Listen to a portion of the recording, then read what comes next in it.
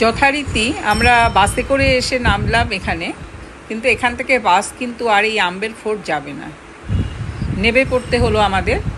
ওখানকার লোকাল যে জিপ, অনেকগুলো সেই জিপ ভাড়া করা হলো, কেননা আমাদের উঠতে হবে ওই দূরে পাহাড়ের চূড়ায়, অনেক ওপরে কিন্তু এই আম্বের ফোর্ট।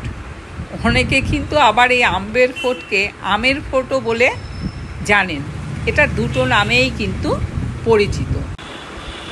একটা রাজকীয় দুর্গ বলা যায়। এটা জয়পুর শহরে একটা রুক্ষ পাহাড়ের ওপরে কিন্তু এই ফোর্ট অবস্থিত, একদম পাহাড়ের চূড়ায়। জনপ্রিয়ভাবে এই ফোর্টটি কিন্তু ভীষণভাবে আমাদের মুগ্ধ করে।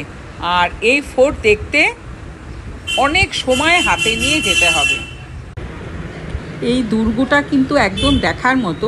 সবথেকে বড় কথা, 12 কিলোমিটার পুরো বাউন্ডারি ছিল এই দুর্গে, যা দূরে আমরা দেখতে পাচ্ছি।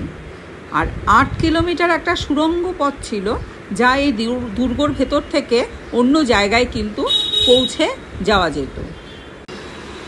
500 বছরের পুরনো দুর্গ হচ্ছে এটা। বহু পর্যটক দেশ বিদেশ থেকে কিন্তু দেখতে আসে এই দুর্গ। অসাধারণ দুর্গের ভিতরে অসাধারণ সমস্ত কারুকার্য, অপূর্ব দেখতে হচ্ছে এই দুর্গ।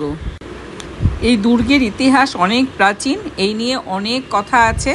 আপনারা এই দুর্গ কিন্তু অবশ্যই দেখতে আসবেন জয়পুর আসলে। এটা কিন্তু একটা অন্যতম নিদর্শন। এইরকম আরও যদি ট্রাভেল ব্লগ দেখতে চান, তাহলে অবশ্যই আমার চ্যানেলটি একটু সাবস্ক্রাইব করে দেবেন। প্লিজ সাবস্ক্রাইব করবেন, এবং অবশ্যই কিন্তু বেল আইকনটা একটু ক্লিক করে দেবেন পরবর্তী ভিডিও দেখার জন্য। এবং লাইক করতে ভুলবেন না, শেয়ার করতেও ভুলবেন না। প্লিজ একবার সাবস্ক্রাইব করে দেবেন।